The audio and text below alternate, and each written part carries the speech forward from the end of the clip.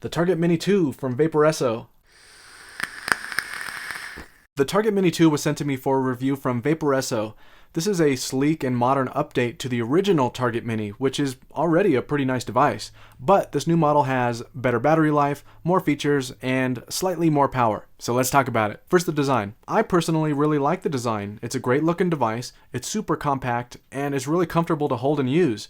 It comes in 4 colors: silver, black, red, and teal. It's 107.1 millimeters tall with the tank attached, 25.7 millimeters thick, and 37.2 millimeters wide. The body has a brushed metal finish, so it looks nice, and it isn't a magnet for fingerprints. On the side panel is the big firing button and the LED screen.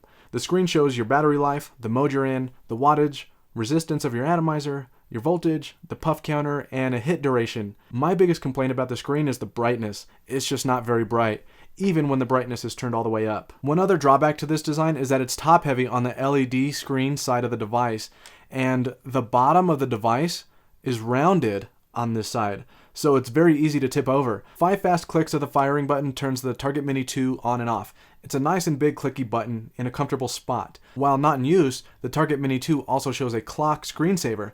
That will use up some battery life, so if you're trying to maximize your battery, you can turn that off in the settings screen. To get into the menu, press the menu button 3 times fast, or hold the menu button for 3 seconds. On the first menu screen, you can choose from 3 different variable wattage modes and custom curves mode. Variable wattage has hard, normal, and soft ramp-up modes. With custom curves mode, you can adjust the wattage for each second of your hit. If you want to fire at 5 watts for 1 second, 10 watts for the next, and 50 for the next, you could do that. You can set it however you want. On the next menu screen, you have Super Player mode, which lets you run atomizers built at a resistance between 0.3 ohm to 5 ohm.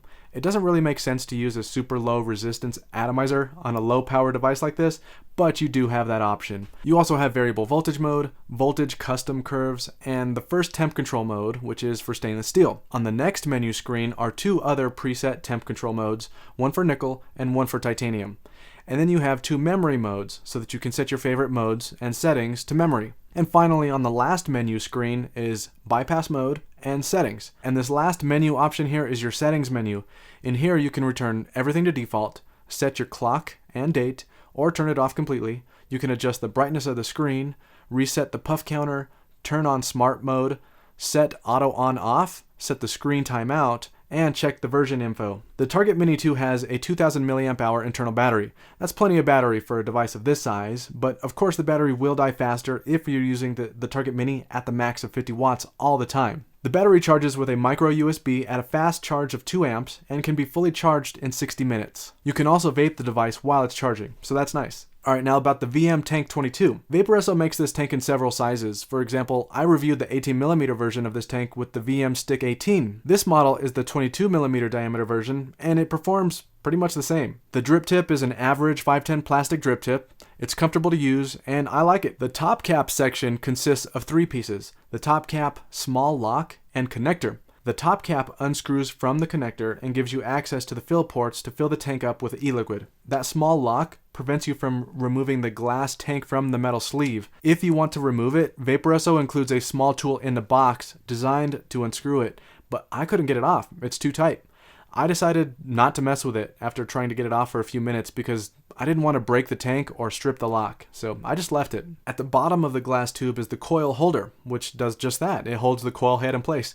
Replacing the coils is really easy. Just turn the tank upside down, take off the base, pull out the old coil, and plug in a new one. The VM Tank 22 uses 2 different types of coils: a 1 ohm C-cell coil head and a 0.6 ohm meshed coil. The 1 ohm C-cell coils are designed for low wattage, so you'd use these for high nic e-liquids or CBD e-liquids.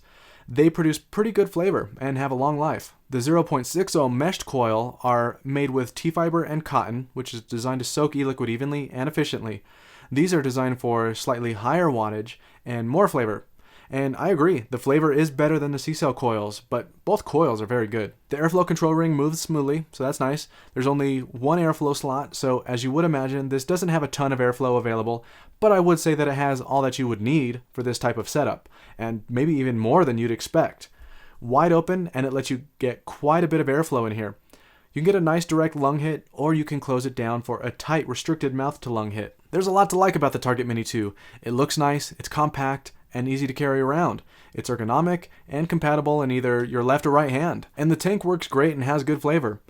There are some drawbacks though, such as the rounded base that makes it easy to tip forward, the somewhat dim screen, and that I can't get that tank lock off the tank. But other than those things, it's actually a pretty nice kit, and I love how tiny it is. This was sent to me for review from Vaporesso, and you can get it from them for around $63. Alright, thanks for checking out this review, and I'll catch you on the next one.